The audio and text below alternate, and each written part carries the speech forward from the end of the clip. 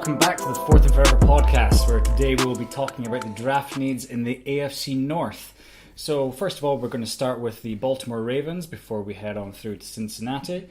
Then we hit up Darren's NFL hometown of Cleveland, Ohio, before heading through to Pittsburgh to talk about what's going on there, which is a lot to unpack. So let's start off back in Baltimore.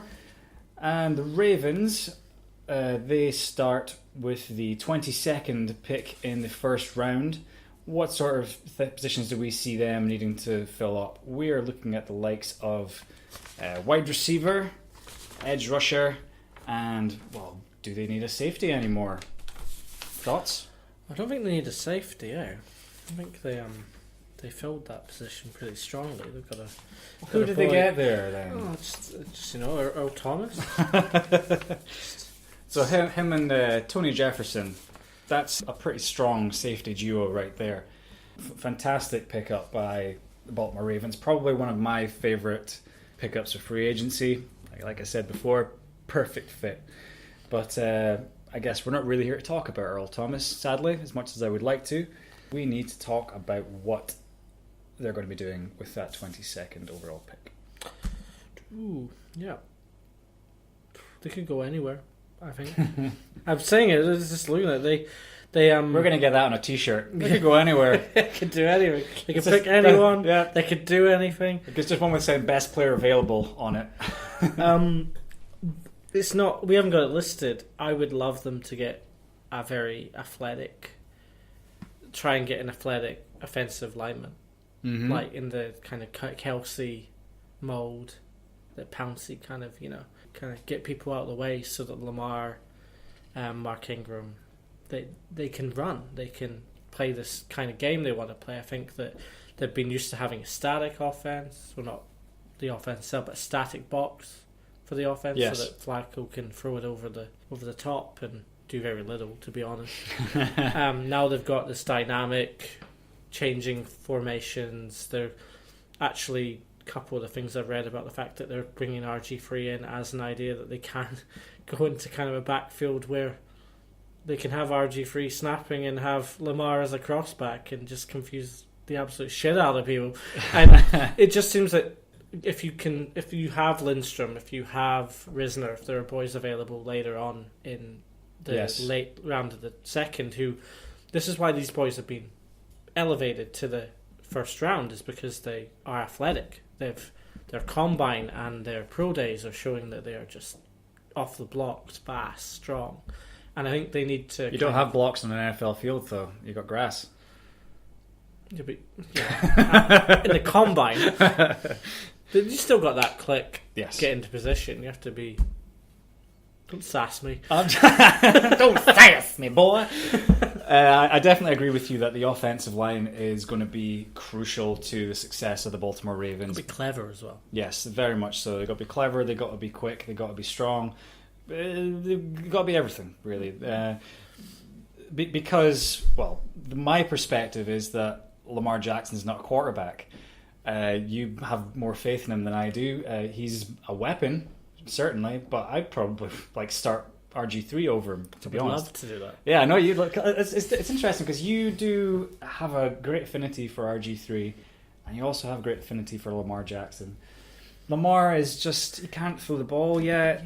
Yeah, it's a shame that it's good for the players, but it's a shame that the current system around contact and in practice and that is the way it is, because I just think if you put RG3 into this Ravens practice where he's going against Thomas, Smith, Humphrey, he will get hit, and we will know if he can take a hit, because I don't think when RG3's gone on the field, I don't think there's been any doubt that he can lead a drive and score points, and he has that togetherness in situations to be there, but he couldn't slide, didn't get out of bounds quick enough, and that hit he took when he was at the Cleveland Browns was just devastating. Yes. He was already out of bounds, he just didn't move his shoulders in, so the cornerback was able to drive with the helmet into the chest, and he broke his collarbone and he was done. A real shame. And this is the perfect kind of player for Lamar, because he's going to learn that he has to protect himself just from And it's a shame because RG3 had the talent to be special, and for him to now be in a team as kind of a warning to you have to listen to us around running and protecting and following blocks is a shame. But I think if you can get Lamar a couple more weapons, spread the field a bit more, just make the passes easier. Yeah. Give him a bit more of a distance to throw into the pass rather than make them so easy that they're a handoff. Yeah, that's essentially what you need. We've somehow talked about the offensive line, despite the fact that their offensive line was definitely their strength last season. Ronnie Stanley looks like he'd be a real good pickup at left tackle. It's real good. Of course, then you've got Marshall Yanda, all-pro at right guard, and Orlando Brown playing right tackle. I suppose they better fill it out then. You've got Matt Skura in the middle and Alex Lewis at left guard. They're smart players, good. You still might want to shore that up a little bit. But the key area that needs improving to me is wide receiver. And because Willie Snead, as much as we do like him, he's not a number one, is he? He's not a number one receiver. Why weren't they more into the same division as the Brown? So they were never going to get him. Sound like the Browns as well. Well, I think that they probably put all their money into their Earl Thomas pot, really, and maybe just kind of run out of cap room. You can't be paying like half of your cap space to two players all in one go in free agency. At wide receiver, at that sort of stage, you're between the whole DK Metcalf thing and Marquise Brown. AJ Brown might be a bit of a reach by that point, but AJ Brown's kind of the one I think would make a bit more sense in terms of his size. He's another 226 pounder, 6 foot. I can see him being a decent addition there. Are the Ravens the team to reach for Isabella? Oh, of course, Andy Isabella being. Do you reckon that Lamar can get the ball to him? That is a big ask. Yeah. for Isabella just some to reason, me seems like a patriot. He just seems like that's sort of course, but that's that whole common misconception of like him being a Wes Welker or a Julian Edelman type. Even over the top. Like, yeah. Put it this way, like it'd be like a Randy Moss style, but half the size. In was it 2013? I think it was when the Patriots had so many injuries, and I think he was throwing balls over the top to Keenan Thompson. Yes, was it Keenan Thompson that scored the winning touchdown against the Saints in the last second. Yeah, like or Kendall Tompkins. Yeah. Just is that it? Yeah. Did I nail that? Yeah. I better. I'm going to cut that out if I didn't, but otherwise, yeah. Like, I might cut that bit out where I swore. I'll bleep it. First use of the bleep. Bleep. But we can say shit, but not fuck. We're not getting demonetized. Anyway, oh, it was so close. Just one letter out. It was Ken Brell Tompkins. Just to wrap it up real quick, I think that they're probably going to want to shore up on defense, actually. So if there is the option of doing so at 22, Dexter Lawrence. Yeah, Dexter Lawrence, Polite. That all makes sense. Jeremy Simmons. Yeah. Tillery. Absolutely. Look at this, as we said before, it's a deep defensive draft, so they can go really, and any of these defensive players are going to be not necessarily an upgrade, but they're going to add to a squad which is already very strong. And we've seen like third preseason game, some cornerback's going to break a wrist or something. So yeah, probably. So there's going to be adjustments, and if they want to challenge the best team in the division, they're going to need to have defensive players that can run in space, because it's gonna be fun. Stay tuned to find out who Darren thinks is the best team in the division. Shocker. So the Ravens don't have a second round pick, but they do have 2 third rounders, which they could make good use of with a couple of steals there. Ravens tend to draft pretty well, although of course Ozzie Newsome isn't there anymore. Don't need a kicker. They do not need a kicker. Or do they? He missed one last season. God. Oh my god. Justin Tucker kick, shocker. Anyway, moving on from them, and we have not your team just yet. Hang on. We'll get there, Darren. We have the Cincinnati Bengals. Sorry, Freudian slip. Did that sound convincing at all? No, I was watching the AAF, and Marvin Lewis was the announcer. Mm-hmm. Oh, Marvin, he seems a nice guy.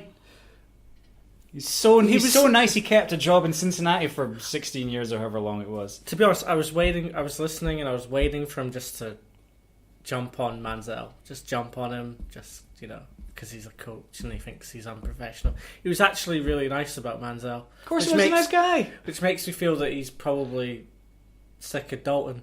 I think by the end he was just like, this ginger just ending my playoffs every single time. He'll get you there just about. He'll do just enough to scrape you there. Injured. Or you have a 2016 and look great, and then, injuries. So what they need, of course, they have lost their talismanic thug in the linebacker core, Vontaze Burfict. I don't really see it as a loss, Stuart. Do you not now? No. Well, I suppose he was probably worth about 1,000 yards in penalties and about $1.5 million in fines every year. Belichick player. Yes. Belichick game plans to get penalty yardage. Absolutely. But no, he has moved on to the Oakland Raiders, where he's now teammates with Antonio Brown, the guy he knocked out famously across the middle in a playoff game previously. But they're the best friends now. Get out of each other's faces. Absolutely. But that's neither here nor there. So the Cincinnati Bengals They did the Raiders for the Hard Knocks. God of the Raiders. Oh, it's very likely. I reckon they're the sort of team that are going to be up there. John Gruden's television. The Amazon documentary. Yes. Because Amazon like following the teams that are moving and stuff. So that'd be good. Yeah. Well, maybe the Cincinnati Bengals can get a Netflix series on dumpster fires. So what they need, we said linebacker, offensive line, cornerback, safety. Their defense was absolutely abysmal last year, record-settingly so. That's surely where you would expect them to go. You have to in a deep defensive draft. You just have to take as many players as possible and hope for the best. Yeah. I say the Browns weren't even that good last year. They were better, but what was it was like 41-7 or something. They got beat by the Browns. Absolutely. I think they were 28 down after like 8 minutes or something. I thought they were 28 down when they came out for kickoff, to be fair. They looked like it. Just an absolute shambles of a team on defense. When you consider that they have likes of Carlos Dunlap and Geno Atkins on that defensive line as well, it just seems like such a waste. Moving back from them, I'm just looking at the depth chart just now. William Jackson is your only nailed-on starter for me there. Dre Kirkpatrick across from him perhaps, but he's not been quite the same player. That safety is a big need for them, I would say, but at this stage in the draft, I don't think safety is where you go. I can see them maybe going for a Devin Bush out of Michigan, linebacker.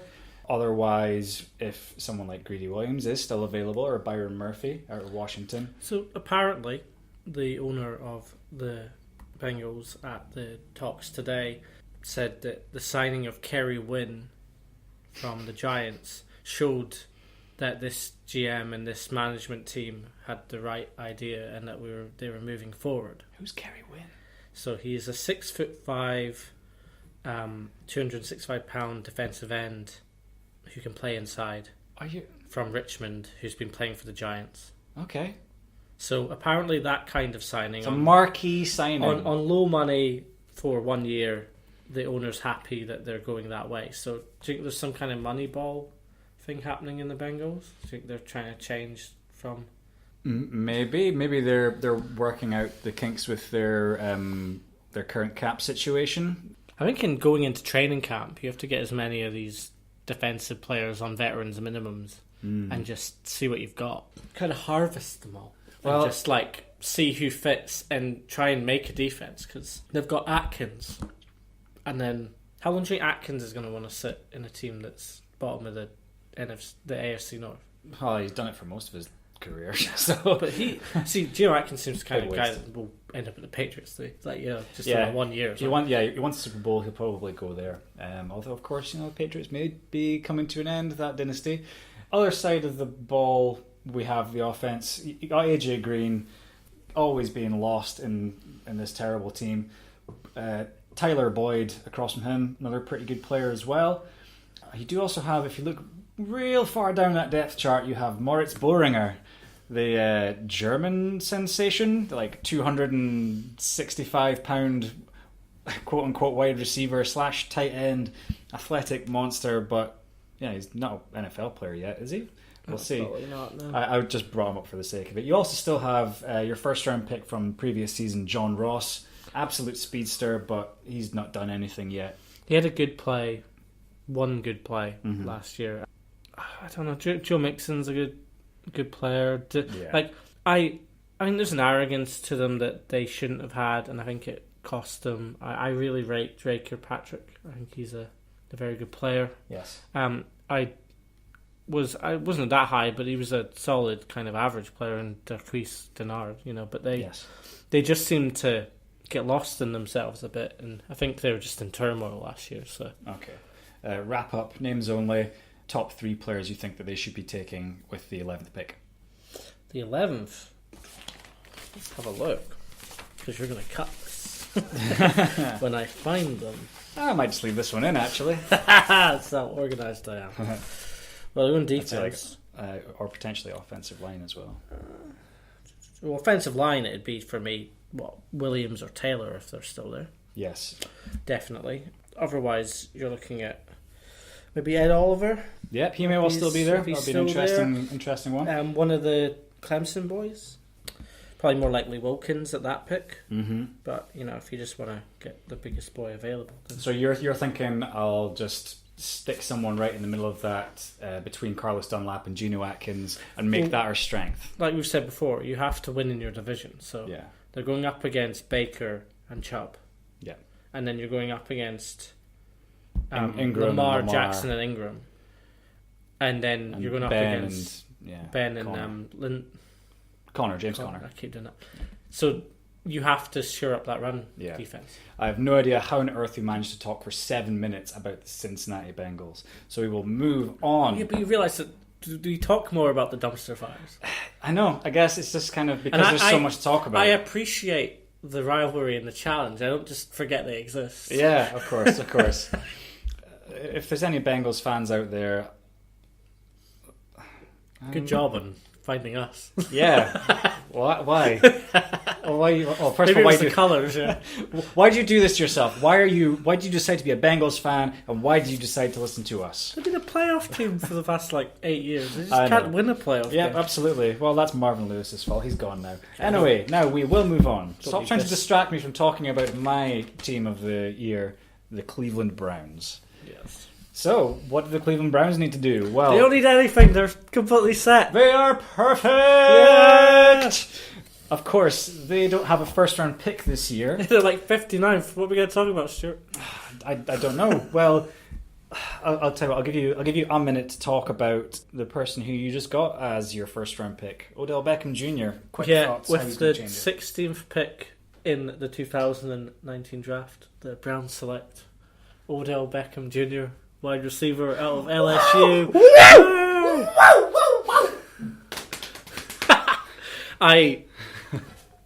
What a bargain.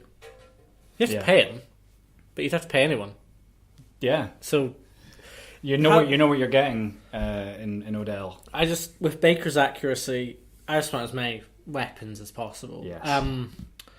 With the 59th pick, 49th. 40, no, that's better than I thought it was. Yeah. They can, Zach Allen, Boston College, maybe Tillery. He's probably going to be gone by then. There isn't a super large amount of things I can do. I can go into a Brown fanzine and see what they're thinking, but you might still have a shot at some of the safeties that are back there, the likes of Taylor Rapp, perhaps. Jonathan Abraham, Chancey Gardner-Johnson out of Florida is a name that's sort of appearing around about that sort of area. Darnell Savage Jr., he's popped up in a couple of people's draft boards as a bit of a riser out of Maryland. I'm definitely more into the idea of getting these kind of woke up dangerous guys. Yeah. I think that... you're buying into the brand big time. Yeah, I think they've got... This looks like it was done before they've got Odell, because they're looking at Deebo Samuel at wide receiver on this one. But otherwise, you got Yonne Kajust out of Virginia, because Robinson is Robinson. And then there's also Jalen Ferguson out of Louisiana Tech at defensive end. So I think they're just looking at players that will hit hard and be that kind of mindset winners. I would be looking to draft players from Alabama, Clemson, Notre Dame. I'd be looking at players that have won games in Yeah. the last 2 years. Yeah, they bringing in the winning mentality to a franchise which is just developing that themselves. And you mentioned a player from Alabama would be a good fit there. Mac Wilson's a linebacker from there. He might still be available around about that sort of time. Again, one of these players that people might reach for a little bit earlier, but probably a pretty good fit there. Otherwise, I would still think that they could do with having another cornerback in there. You've got Denzel Ward was ended up looking like a pretty good pick for the Browns last season. Across from him at the moment, you have Terrence Mitchell. I think you could do with getting someone to pair him with. Now, of course, we've said that the cornerback core in this draft is not great. Back there, you're looking at Amane Uruwarie from Penn State. Excuse me, a frog in my throat there. And also Rock Ya-Sin are one of our favourite names on this draft. I'm really more into that kind of winning mentality. I'd be looking more at Julian Love out of Notre Dame, just because he's been in the playoffs. He's been solid. I think there's a lot to say about the fact that the Oklahoma offensive line won the Joe Moore Award for the best offensive line unit in the league, and that was Baker's unit. And if there is one of the offensive linemen from Oklahoma still available in the second round, then I like that kind of idea of pairing that, giving them even more familiarity and winning mentality that they need. You are definitely a fan of bringing players from players who know other players from college and keeping that continuity for them, almost familiarity. Yeah, I like the idea. If you're doing it from teams like that as well, that's it's not never going to be a bad thing for the most part. Because obviously what I just looked at was kind of done before they picked up Vernon and Beckham. Thanks, Giants. But I appreciate is it Thompson? From Deontay Thompson? No, Jalen Ferguson, from Louisiana Tech. If he's still there, he'd be a good boy to pick up and train behind Vernon. Do you need any more edge rushers? Just get as many as just... Think PFF, about who we have to play. You have Dalton, Lamar, and Big Ben. Mm-hmm. But go ham. Olivia Vernon, so he's coming across from the New York Giants, where he had to play against a whole bunch of the league's best left tackles in places like Dallas, Philadelphia, and Washington. Now he's coming over to Cleveland, playing opposite Myles Garrett. Olivia Vernon's going to be playing against right tackles, and he's just going to destroy them. Even though he played against those great tackles last season, he still ended up with the 7th highest pass rush grade in the NFL according to PFF, which is really impressive. It just got lost with that contract and in that division. He'll be excited. Yes. I think the Browns are excited. Like, Rock Ya-Sin would be a talented pickup there. Yeah. Any Browns fan should be excited. Any NFL fan should be excited for what's going on in Cleveland right now. I am more excited about what's going on in Cleveland than I am in Denver right now. It's not necessarily a bandwagon jumping. It's just good to see a team that has suffered for so long just somehow, out of the blue, looks so dangerous. It's good. It's good for the NFL, and it's the same with like in the NBA with the Sacramento Kings. It's about the league pass, about people wanting to tune in and watch teams they haven't seen for a long time because they haven't been any good. Yeah. And being entertained. I hope the Browns get some primetime games this year. Oh, they will. I want every game to be a Browns game right now. So, moving on from the Browns, we obviously have just crowned them Super Bowl champions for next season. Steady now. I don't mean to jinx it. Sorry, Baker, you're not going down with an injury or anything, are you? Anyway, on to Pittsburgh and the Steelers who finished We'll with win the division with Drew Stanton, usually. We are locked and loaded. Oh, bless Drew Stanton, everyone's favourite backup. Pittsburgh Steelers finished with a 9-6-1 record this year, and they have had a really tough time of it this offseason. Le'Veon Bell has gone. Antonio Brown has gone. There's all this talk about Big Ben being terrible locker room presence and how he has way too much control over the team. Like, they've gone from having one of the strongest rosters to losing their two best players on offense. They're still going to have James Conner in the backfield, so that's a big cushion for them because he has obviously performed exceptionally well standing in for Le'Veon Bell. Some would even say even better than him. Those people can run and jump. Yeah, Le'Veon Bell, he's different. That's just people trying to get out of the mistakes they've made. Yeah. What I'll say about Pittsburgh is, by their own fault, they're going to need to draft really well because I can't see any decent free agent who's going to expect good money to go there anymore. Having they burnt a few bridges around how players should be treated and guaranteed money and a few things like that. So that it's come to light. They may well reassess their situation, but I think that there's still going to be that draw of Pittsburgh as a big football town. They've had success in the past. It has been a while since they've had Super Bowl success, and Big Ben's window is closing. Speaking of Big Ben, like we've not got it noted down here, but is drafting a quarterback it? No, I think they have to. No, they need to give Rudolph more time. I think Rudolph's a very good player, and he's an air raid player. He's a big arm, long ball, tall. To give up on Mason Rudolph without even seeing what he's like would be a big mistake. Yeah, and a waste of an option to get a talented player in the draft that could help Ben now. Yeah, that's Mason Rudolph, who is out of Oklahoma State. Sorry, got to make sure of that one. Yeah, he is still listed behind Joshua Dobbs on the depth chart, but he's obviously still got something there that people like. So yeah, in that case, where do they go? Obviously, you've just lost Antonio Brown, Mr. Big Chest, gone to Oakland. So you've got Juju Smith-Schuster having to step it up, and then across from him you've got James Washington.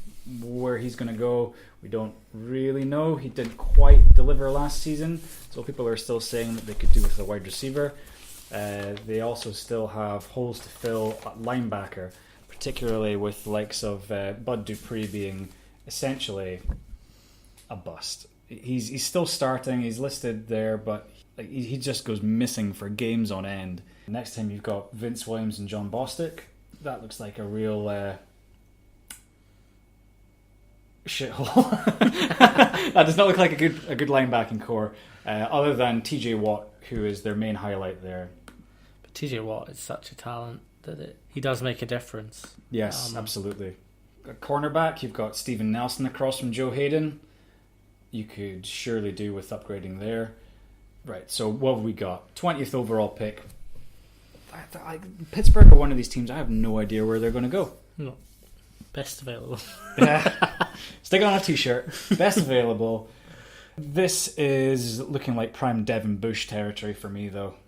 Michigan. He is listed on our charts as the 20th ranked player, and this is pick number 20. It would make a lot of sense for him to go somewhere like here, but you also can't discount the possibility that they might want to go for someone like Marquise Brown out of Oklahoma as wide receiver. But I do feel as if defensive side of the ball is the way to go with this one, Darren.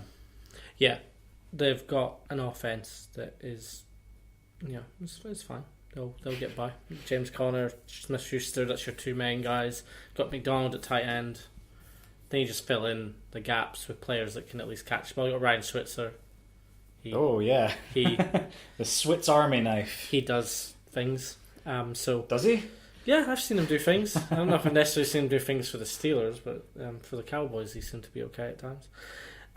I would say defense is a good option. They had a good pick last year of Edmonds, and someone of a similar ilk would be probably quite good. A good pro talent. So, but Terrell Edmonds, he's solid. Another player like that would be pretty handy, I think. Some of the boys out of Clemson are pretty good. If they can get Bush, it's weird because especially with like linebacker, you're looking at White at 5, Devin Bush in the 15 to 25, and then Mac Wilson at like 50. So if these two players are off the board, then you're not going to use that 20th pick to take a linebacker. So cornerback, they've got Hayden. Yeah. I do think that Artie Burns. Burns, what do you think of him?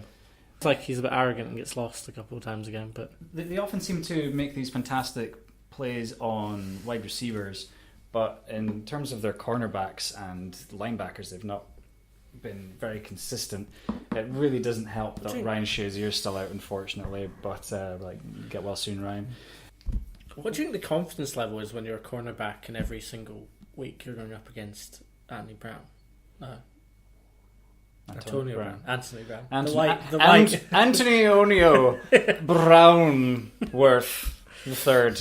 Yes. So I think Artie Burns will be happy that he can now come into training and just not get in his face every single day. For the listeners at home, Darren is doing the yak jawing motion with his hand, which is something which surely would have got from Antonio Brown. But I would imagine that cornerbacks would just give it back all the time anyway, especially since nothing is ever their fault. So we were a little bit unsure there, but we're thinking maybe Devin Bush might be the best option there, but also could do with someone at wide receiver. Wide receiver, also at cornerback, Byron Murphy, DeAndre Baker would also make sense. Anyway, we've talked at length about that, and we're going to have to wrap it up for the AFC North. So please tune in next time and go back and listen to all of our other content, and we'll catch you later. Anything else, Darren? No. Okay. I'm happy. Bye!